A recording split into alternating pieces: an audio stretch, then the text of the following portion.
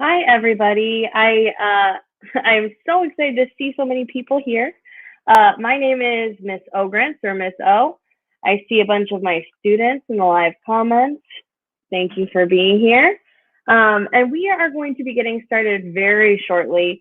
We are having a little bit of technical difficulties getting our amazing guest artist, Amber Mak, to join us in the live stream.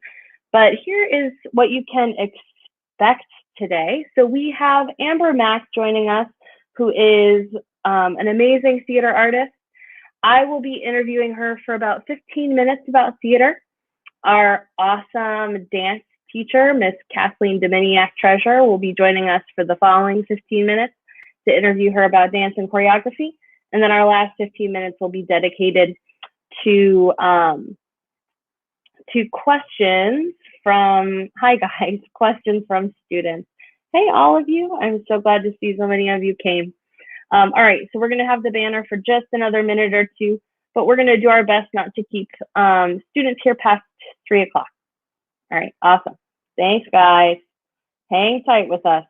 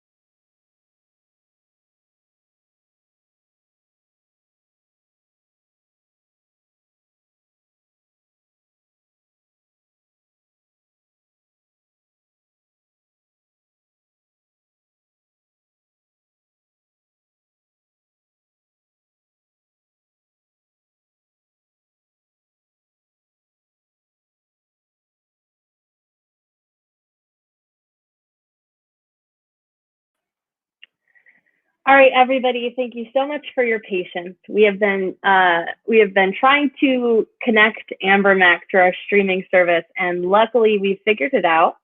So Amber Mak will be joining us. Amber is an awesome artist who currently works at the Paramount Theatre in Aurora, Illinois. Many of you may know of that theater or have seen something there, but I'm so excited to introduce her here in just a second.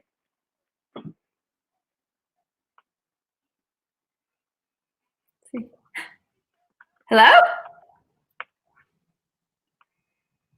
Hi, Amber. Can you hear me? Hi, everyone. I can't hear you. You can't. Oh, there you are. Can you hear me? I can. Okay. Yes. I had ear pods, but then it seemed to be more of a problem. So Whatever we have will work. okay. So welcome. Thank you so much for being here with us today. I know we haven't had the chance to meet officially yet, so the kids call me Miss O. Hi, Miss O. And we have a bunch of them in the comments here. But why don't you go ahead and introduce yourself, Amber, and tell us a little bit about what you do and what you've been up to lately. Oh, I see live comments. Okay, I'm learning. You guys all know how to use the technology way better than me. And finally, my husband's computer worked. Mine didn't, but his does. So great. I am a director, choreographer here in Chicago, and I have lived in New York City and in Chicago performing and being on the direction side. I performed for about 15 years. First, doing shows all over the country, musicals all over the country. And then I kind of switched in the last, oh my gosh, maybe 8 years or so over to the production side and have been directing and choreographing on the production side. So yeah, that's kind of my basic history.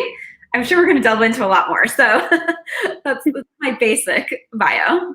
Yeah, totally. So one thing I was specifically really interested in and really interested in my students hearing about is your sort of educational stepping stones that helped you get to where you are today, Yeah. and sort of how they informed your experience as an artist and actor. Yeah, I started when I was younger. I was not in theater. My brother was in theater, and so he was the one that was doing it. I was a competitive figure skater. So something really different. And I went to see a lot of shows, and I always skated to musicals as my competition, but I was not on the stage in that way. But I do know that ever since I was young, like in third grade, I said that I wanted to be a choreographer, and I spelled it the phonetic way. And I have a poster of that, and I've kept that as something I can claim back to, like saying I'd be so proud of my third grade self because I get to do what I've always wanted to do. But then in high school, I started doing musicals, which you guys are all high school, right? Yes, they all, and we actually have a mixture of acting majors, Okay. maybe theater tech majors, and some dance majors are here as well. Awesome. So Okay. all sorts of things. So in high school, I kind of, my sophomore year of high school, I quit skating and started dancing and doing the theater and getting involved in the theater program. And I feel like theater saved my life, as I don't know if all you guys feel that way, but I feel like theater saved my life. And I found my tribe of folks in high school. And by my senior year of high school, my friends and I, my three good friends, decided that we would take over the musical our senior year. We weren't in love with our theater department. And so we decided that we would go to the principal and say, can we try taking over? And so I choreographed my senior year high school musical. And that was my first foray, Starmites, the musical. I don't know if anyone's ever heard of it. It was on Broadway for a very short amount of time. Look it up. It has some really fun music to it. But Starmites, the musical, it's about a superhero girl that's like very into comics and like ends up going into her superhero comic world. So I choreographed that, and when I was between my junior and senior year of high school, I went to the National High School Institute at Northwestern University, Cherubs, which was cool. Awesome program. And I was a dance major at that, but it was part of the theater too. So I did theater dance that summer. It was a 5-week program that I spent, and I got back from that, and I said I wanted to go to Northwestern. And I didn't apply to any other school. I don't recommend that. I applied early decision to Northwestern, much to my parents' dismay, that I would not look at any other schools. And luckily I got into Northwestern, and thank God. Seriously. There you apply to more schools. Had I not gotten in, I would have had like, I don't know, a month to try to fill out a whole bunch of other applications at that time. Oh my gosh. So I went to Northwestern, and I double majored in communication studies and dance. And then they don't have a music theater major at Northwestern. So they have what's called the Music Theater Certificate Program. So I did that and I minored in sociology. And that was kind of my background. And I was really lucky because I was very lucky. I mean, I worked very hard, but I was also just very lucky in that I immediately, when I arrived at Northwestern, I made the big musical, the fall musical West Side Story, which was directed by Mark Robin, who was a Chicago director at the time. And that summer he was directing Wizard of Oz at Chicago Shakespeare. And by 19, I was working professionally. Oh, wow. Shakespeare was my first job. And I kind of didn't even know what was happening. Like I just kind of fell into some things, which was a good and a bad thing. I was very lucky, but I also didn't quite understand the reality that was going to hit me a little bit later in my career. That's crazy. That all sounds like it happened so fast, but like the steps were probably a lot of fun along the way. Now, what about currently? So what does your professional life as a theater artist look like now? So now I'm, again, super lucky, even in this crazy COVID-19 world. I am adjusting, as we all are, every single day to what my life looks like. But I get to direct and choreograph at Paramount Theatre. I'm also there full time as the New Works Development Director. So we have done, since I've been there, we've done 2 world premiere musicals in the past 2 seasons that have been things that I brought to the theater, and we are beginning to, so musicals is what I've been looking at for New Works and working on, but soon we will open a smaller space that will be for mainly plays. We'll do like a small musical a year, and we hope to do a lot more developmental work on a smaller scale at our smaller space as well. So that's my job. Every day is so different. Like this morning, I can just tell you so far today, I am directing Rock of Ages, which is our opening show. And we are hopeful that by September, we get to all be back in a theater together, you know?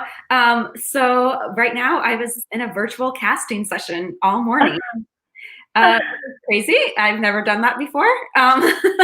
But you know, we need to go ahead and plan ahead for us getting a show open in September, and we need to cast it, and they need to hopefully start building it in June is the guess. So I go from my day of talking to casting directors and my scenic designers and my costume designers and projection designer, sound designer, musicians. We're still putting the team together, and it's a constant communication, as well as still working on new musicals and right now we're creating online content for our audiences. As Paramount, so far we are weathering COVID-19, and we are, I am one of the luckiest artists in the world that I still have a job. Yeah, it's so cool that, I mean, we're seeing artists all over shifting to online content so quick, and like it's working. It's not ideal, obviously, but it's so cool to see what we're capable of when put into these weird boxes and pressures. We, as the New Works Initiative for Paramount, it was just this week that if you guys want to tune into the Paramount website tomorrow night at 8 o'clock, we're doing what we're calling Connections, mini social media concert series that every week we're having songwriters giving them a challenge of a theme. And this week it was actually, we called out for students to write something about their connection to school, whatever that means. And tomorrow we have about 10 different videos that we've edited together into a concert series that students from all over the nation have written. And as young as 8 years old all the way through college that have submitted. And so we're gonna do a live concert of these different videos that we've edited together of what students have written. And next week we're doing something we've done a call out to all the songwriters of Chicagoland area, no age restriction on this one, and just saying whatever their connection to home is. And so we'll do this every week while we're in Coronacation, and hopefully be able to bring some new content to our audiences and stay connected at Paramount. So yeah, we're all shifting as quick as we can, right? Yeah, of course. And for students who heard her talking about these opportunities and thought, man, I have a good idea for that, I will make sure to find the information and provide it to you after this live. Totally. So now seems like a good time to transfer over to talking a little bit about choreography. So we are going to switch. So Kathleen is here. Awesome. Hello. Hello. I'll let you take over for now. Everybody can hear me, right? Can everybody hear me? I can. Okay, yay. I just want to make sure. Yay. Hi, Amber. Hi. My God, what great things you're doing. Working artist in the community. I love it. And we're so passionate about what we do. We're going to keep it going, and that's great. So from the dance perspective, I have a lot of dancers tuning in who love to dance in musical theater, who love to dance in general, who are choreographers. So I'm going to, again, gear it toward a lot more on the choreography side. What is it like as a professional choreographer? I mean, it's challenging. It's really, really fun. Having, started really more in the dance world and then transitioned more into the musical theater world. Being a dance major, of course, I was a little bit more concert dance, and then I happened to just kind of fall into the musical theater. But the choreography, I love musical theater choreography in that it's really challenging. Every show I walk into, it's a different style. So I'm constantly learning, every single style of choreography and brushing up on those skills for me, for myself. Because let's see, this past year I did Beauty and the Beast, which was like very traditional musical theater, style choreography of big lines and big production value, And then I choreographed our world premiere, Secret of My Success, which was filled with actors that don't really dance or move because they were replicating what it's like to be in like business office types. So that was in its contemporary musical theater. So that was like a totally different style, and working with people that don't dance at all and trying to create choreography that looked exciting for them. Something that almost anybody could do. And that was one of my questions too, is how do you adapt your choreography for all dance levels? Because I'm sure you encounter everything. Yeah. It's so true. And I think Secret of My Success, my most recent one, was definitely one of the biggest challenges, because when we were casting, it was more about finding people that were funny and really interesting types and not worrying about whether they can move or not. And so it was, sometimes a bit of a workshop, and that I had ideas and choreography and I had steps, and I had created it with I have an associate that always works with me, and that we pre-pro and we come up with choreography about a month ahead of time, knowing kind of what the entire show looks like.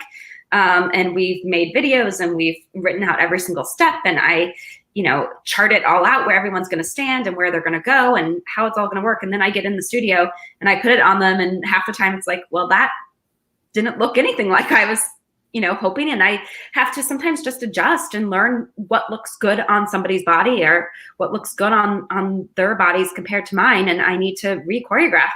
And so, half the time it's just me adjusting to them. I always say my job as a choreographer, for me, especially musical theater, is not for them to try to look good doing what I do. It's trying for me to find the vernacular and the vocabulary that makes them look good. Because I'm out there that's doing it 8 shows a week. They are. So I need to figure out what that is and characterize it and be able to communicate it, in different ways, because dancers speak different terms than non-dancers do. Oh, exactly. So then this is a great lead into one of my other questions is, what skills does a choreographer need to do musical theater and concert dance? Yeah, musical theater and concert dance are really different. I feel like concert dance, you really get a lot more time. It's a little bit more organic in working with your dancers and sculpting. Whereas in musical theater, you get a very short rehearsal period in professional musical theater. You get between 2 to 3 weeks total. And so you just need to be extra organized when you come in, which is why it's so important that I have like an associate. And when I say we know 26 tracks, meaning we know what every single person of a 26 member cast does. I've written it down. I've made videos. I have this software, which I don't have with my iPad. My 3-year-old daughter has. And that was one of my questions too, is how do you prep your choreography? And you already answered that way ahead of time and basically be organized, because it's great because you don't know in the studio who you're going to have to adapt to or what challenges you might have. And you have to be very well prepared ahead of time. Yeah, there's I always have my plan A, and it's really helpful to know kind of at least what I want the shape of everything to be. And then when I have to adapt and change, I have to adapt and change. And then I change within that, but at least I have a goal of what we're aiming for, you know? And as a choreographer, it's about collaboration too. It's about, if I'm directing and choreographing, I get to run the whole ship. But like this last time, I was just the choreographer and there was a different director. So it's also about collaborating not only on what I want, but also what the director's vision is and finding a common ground on that. Oh, that's great. So what do you think the biggest challenges are for you? Oh, that's a good question. Like specifically to choreography? Yes. Specifically to choreography. I think for me, just finding vocabulary that looks good on different types. That's really my biggest challenge. Because I have a way that I love to move. And I naturally move, as we all do as dancers. And I think my biggest challenge is trying to find what works for others. That's great. That's great. And then what shows are you currently working now? Can you just recap that? Right now, I am getting ready to do Rock of Ages in the fall.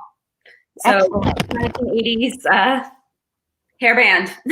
And what kind of choreography are you planning for that style? We're taking it back. It's going to be 80s rock and roll. So it's, I mean, truly like you're on the Sunset Strip of the 80s, which you guys are all way too young to have any idea what that is, but look it up. And it's really rock and roll choreography. If you know, lots of hair flips. There you go. Woo-hoo! Head rolls. Excellent. Yeah, I think that about sums it up for us. I know we want to save time for student questions. Sure. Oh, I see. Can everybody see me and hear me? Everyone misses everyone. Yes. Yes, you can see me. Okay, great. Yep. Yeah, so now we are, everybody feel free to add questions you have for Amber in the comments here. Anything if you want to ask her about theater, her work, her education, dance, anything. I'm sure she'd be happy to tackle it. But right now, I'd actually love to introduce Yvette in just a second. We have a student, Yvette McGee, who's here. And actually, it just connected for me that you deal a bunch of new work. And Yvette is actually writing a new play for our season next year. So if you have any tips for her or tips for us in general about how to workshop that play and get it ready, please. But anyway, Yvette's here with the question. Hi, Amber. Hi. Okay, so my first question is, how did you get started working for Paramount Theatre? Like, what was the process? Oh, I was in a show first. Oh. I had not performed. Actually, it's funny. I had not performed for about 3 years. I tore my ACL dancing. Full on, like I was auditioning. I jumped up, I came down, my knee popped. And so that was like one of the times that I started going more to the production side where I wasn't doing shows. And they were doing Cats, the Paramount, and they lost one of their dancers. And I knew the director, and he called me and he said, "Would you be willing to do Cats?" And I was like, "Gosh, I haven't done Cat. I mean, I've never done Cats. I feel like as a dancer, I should do Cats once in my career, you know?" So I said yes, and I could barely walk by the end of that run. I was so sore. But so I did that, and I got to know from there, I got to know the CEO, Tim Rader, and Jim Cordy really well, and just working with them. And I had started my own nonprofit company that's how I know Scott Swinski.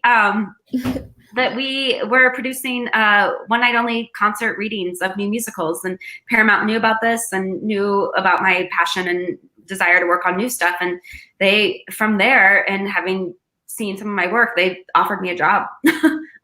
I was just super lucky that they said, you know, this is something we want to do, and would you come be a part of it? Okay, so my next question is it hard being a female director in such a male-dominated profession? Like, do people take you seriously, or do you have to like put your foot down all the time? It has been a struggle. It continues to be a struggle every day, but it's getting better. The more women that are up there, it's getting better. I can tell you, I honestly, you know, I had my meeting this morning. I was the only female in a virtual room, virtual meeting with 6 other men. So it's something I've started to get used to, but there are definitely more opportunities opening up, and people are becoming more aware that more women need a voice as a director and choreographer, but being taken seriously, people, you know, often treat me differently. Not anymore. I feel like I've earned my reputation in Chicago and earned some respect just having worked. I'm just a very hard worker and dedicated worker, and my companies, I love collaborating with my companies. So I think people have come around, but you know, sometimes people think I'm younger than what I am, or that I haven't been around as much. And it's harder for us to get heard, but you just have to persevere and believe in yourself. And when somebody doesn't believe in you, find a friend that does, because surround yourself with the people that do. Okay. My last question is like what Miss O asked you. Do you have any tips? Because I am writing a play for HAPA next year. So any like director's tips or writing tips, you know, like to go. Here's my thing that I tell a lot of writers when I work with them, plays or musicals. What do you want your show to accomplish? Figure that out. Not just the story that you want to tell, but what do you want the show to accomplish? How do you want it to feel when that audience finishes watching that show? And then as you continue to work on it and you continue to hear it out loud, and hear it out loud as much as you can. Because when you hear and not yourself reading it, but try to grab whatever friends you can to have them read it out loud, it changes it. It changes the meaning, it changes the interpretation of it. But then always come back to see if that scene or that moment supported what you want the show to accomplish. And focus on characters and making really, really, really strong, interesting, developed characters, because that will influence your story and all the choices that happen around it. Okay, thank you. Yeah. Thank you so much, Yvette. Yeah, that's awesome. Good luck. That's amazing. And we'll be sure to keep you looped in on when that play is going to be up, in case you happen to have a free time in your schedule to come see it. But we do have a question from the comments here that I wanted to address from Matthew Ball, who's one of our dance majors. And he wants to know, what are some challenges that you have faced? At least this is how I'm interpreting his question. Some difficulties and challenges you have faced in the professional dancing world. You know, I can say for me personally, I was more of an athletic body type and how I physically represented myself. I've always been more of an athletic build of a person, especially like when I was a figure skater and moving over. And I didn't have, even though I was a good technical ballet dancer, I didn't have the ballet body type. And that was something that I personally struggled with a lot, was feeling like I didn't fit into the dance world in that way. And it's something that I really try to make sure now when I choreograph anything, that I represent people of all different shapes and sizes. And because ability is not limited to what you look like by any means. And I think that's something that the dance world is still coming around, but especially when I started dancing, it was like you had to be a certain body type to be a ballerina or to be a concert dancer. And I'm 5'2", I'm short, so I think for me personally, that was like one of the biggest challenges that I struggle with almost every day. Yeah, awesome. And then we'll do a couple more questions from the comments here. Yeah. Lilia, who is involved in acting and dancing, and she's a singer, wants to know what your favorite show is that you've choreographed. Oh my gosh, my favorite show that I choreographed. That's a good question. God, they're all so different that I've done. I think Hairspray maybe has been one of my favorites that I've ever done. That was my first big one that I did at the Paramount Theatre, and it's just full of 60s dancing, and I had the best time. And the whole show is choreographed, like, from start to finish. It never stops. Like, you can't stop the beat is literal. Yeah. But I had such a blast. And my associate on that show, Megan Farley, is now the associate director of Six on Broadway. And we just had the best time doing that show. So I'm going to say Hairspray is one of my favorites. That's awesome. And I know there are so many of these people in the comments love Six. So I'm sure they're all losing their minds right now. Hey, I could probably hook you up with, if you guys want another meeting of another artist sometime, I could hook you up with Megan. Yeah, awesome. Thank you so much. My best friend. That's so cool. Well, okay, so our next question is going to be from Dariana Clark.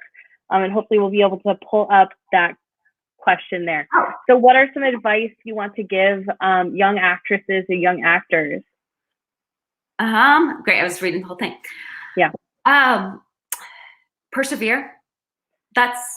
Create your own work, because the more you create your own work, write your own work, choreograph, direct your own stuff, just do it. Don't even like think about like, don't let the voices in your head that say, I don't know, I don't have the right skills.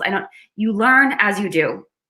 And that's like one of the biggest things that I think I always told myself, oh, I was a dance major. What do I know about directing? You know? And then I just started to do things, and I started making my own. When I came back and I started my own nonprofit, I had no idea what I was doing, but it led to so many other opportunities, you know, and it was a mess at first. And I was very messy. So I guess that's another thing. Don't be afraid to be messy, like, because you will learn and it will lead you. Don't be afraid of the journey. Don't always just look for the end result. Because each step is going to get you there, but it's perseverance. I have persevered I've done this now for 20 years. And you know, there's highs and there's lows, and it's a roller coaster, and having grit and perseverance is the number one thing. And when somebody says no, it means something else is going to open, but it's a matter of perseverance. Totally. And on that note, guys, I want everyone to hear that and say, take every opportunity you can to create stuff. Right now, you're probably faced with a whole bunch of time in your day that can be used to do absolutely nothing. Take that time and turn it into your art. I'm sure Amber agrees. It doesn't have to be perfect. But it doesn't. It shouldn't. I think, no, it shouldn't be. And I think there's so much limitation, and like, especially you guys have the pressures of like the social media world and TikTok, and I didn't have that, but I can only imagine what that adds to your lives and your pressures of like, wow, what did that person do? That's amazing. I can never do, like, in my mind, I know that those are the voices I would hear. I can't do anything like that. You can, like, and the more you just create, the easier it becomes. When I get on a roll, even when I start choreographing a show, it's a mess. Like, I don't know what I want. It's all over the place. I feel like I can't make up any vocabulary. And then the more I do it, and by the time I'm in the show, then it's like things just start coming to me left and right. So it's just like any other skill. So start messy and just keep going and create. Totally. All right. So next we're going to actually bring another student live, who is Marta Frank, who was recently in our production of The Diary of Anne Frank, playing Anne Frank, but she has a couple questions for you. So here's Marta. My first question is, what is one piece of advice you'd give your 18-year-old self? Because I know I'm going into college and I'm a little nervous about my decision. And do you think going to like a big name school is worth going into debt for? Oh gosh, that's a good question. I went to a very expensive school. I'm still paying those bills. I think that, first of all, I think what school you choose is all personal. I don't think a big name school is any better or worse than a small name school. I think it's what you feel like is the right place for you, because it will inform your future no matter what you do, and there's no wrong choice. And like I said, it's more about the people that you surround yourself with, and there's a great tribe, whether you go to a big name school or you go to a small school. So that is something that's totally up to you. I am still paying Northwestern bills, so 20 years later, so I'll put it there. But at the same time, I got to meet a lot of cool people, and there's an incredible network of folks that surround me from the Northwestern community, and still to this day. So I can't say, I met my husband there, and I have a 3-year-old. Like, so for me, it was totally worth it, you know, because it's where my life has led to, but it will be the same for you. So all I can say is, when you're looking at a school, you'll know if it feels right, and trust that gut. If it feels like a place that is going to push you and challenge you, I would say that's the number one thing. Okay. Don't go to a school that's going to feel easy or comfortable. Go to a place that's going to push you. Got it. Challenge you. And advice to my 18-year-old self, take business classes, because, and I honestly mean that, like, take whatever entrepreneurial, business, accounting, because the reality is your own business as a performing artist. and you need to understand what that means to quote unquote run your business, whether that's marketing yourself, doing your own accounting and checking and your finances and things like that. And whatever business skills you guys can have are only going to help. And you're always going to, if you have a passion for theater and dance and voice and all of that, you're going to find ways to always include that in your life. And you're always going to have an opportunity for furthering that education and finding more and more avenues for that. Whereas in college, you get a real opportunity to take classes that you would never take that can expand your worldview. So, I mean, don't give up on the theater and those aspects, but like do as much that can expand your worldview. But I would say take as much business. Okay. Yeah. My second question is, what is the most valuable thing you've learned from working in professional theater and from the Paramount and Chicago Shakespeare Theater? Oh, or just professionally in general. Professionally. What's the thing I've learned? God, yeah, so much every day. You know, I think for me, the thing I learned the most is the value of collaboration. Truly what that means to collaborate and to understand and value it. Sometimes I feel like in arts we can be competitive against each other, but you're so much stronger if you can collaborate with one another and truly use each other and find each other's gifts, something that inspires you, and surround your people. But collaboration, it's so, like, especially when I'm working on big shows, it is so important that it's a cohesive collaboration. And that does not mean that we all agree all the time. In fact, I want to surround myself with people that question me and challenge me, more than say, yes, Amber, that's a great idea. I want the people to tell me what the elephant in the room is. But you need to have that trust and that collaboration with folks. Okay. I have one last question. Sure. Do you have a dream show you'd like to direct, and why? 5 million of them. It's funny because I've been for better or worse, and it's great. I kind of ended up, I did one of our holiday shows really well, Little Mermaid, and ever since then they kind of put me on the big, huge spectacle musicals, and I kind of got a reputation of being the one that can do huge family spectacle musicals. But I love other stuff. I've been so excited to work on Rock of Ages because it's so different than a big family musical. But I was in Cabaret I've been in Cabaret 3 times, and it's a dream of mine to get to be on the directing side of that one, because I just think it's a conceptual show that I would love to dive into.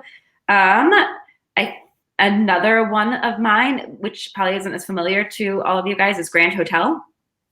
I saw it when I was 8 years old on Broadway, and it's stuck in my head ever since, and it made a huge impact. It probably was not appropriate for an 8-year-old at the time, but if you haven't looked it up, it's a beautiful little musical.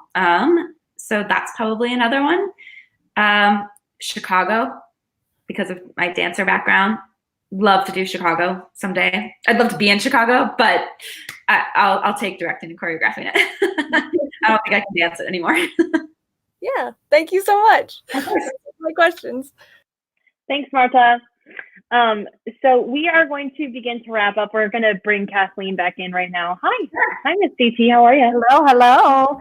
Amber, I just wanted to personally say thank you, because you are a perfect example of the students hearing that you are someone who is doing what they love in the real world, and so successful and exploring and challenging yourself. And I loved the notes on being prepared, and don't be afraid to make mistakes, and know how to adapt, know how to collaborate. I think that is awesome. And I want to just thank you so much. And I love the business advice too, because I would give everybody that advice as well.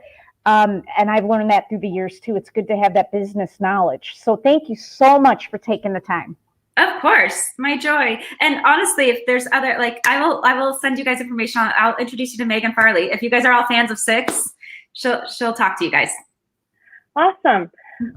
Is there any final things you want to say to our students before we let you go? You guys are all of our hope and our future, and I'm honored to get to talk to you guys. So if you have questions, feel free. If they have more questions, feel free to have them send me an email or, pass it on, whatever. I'm here. I'm at my house. All right, awesome. Amber, do you have a Twitter or anything that they can? I'm really bad at that. Okay. I'm told. That's okay. Maybe during this experience, I'll get better at that. That's like my next hurdle to figure out, or Instagram will figure it out for me. But I'm positive, Amber, we could probably link the social media of Paramount here. Totally. So that they can connect with you, or at least the work that you're doing, or if anybody really wants to come see any of your shows, they'll be able to find you and find where you're doing your work. I think I have an Instagram. I'm not great about checking it, but I'll send you what that is. Okay, cool. Great. Well, all right, everyone, stay healthy. Yes. Thank you so much, Amber. My students, I'm so glad you're here, and stay safe out there. Stay healthy, everybody. Thanks. Bye. Bye.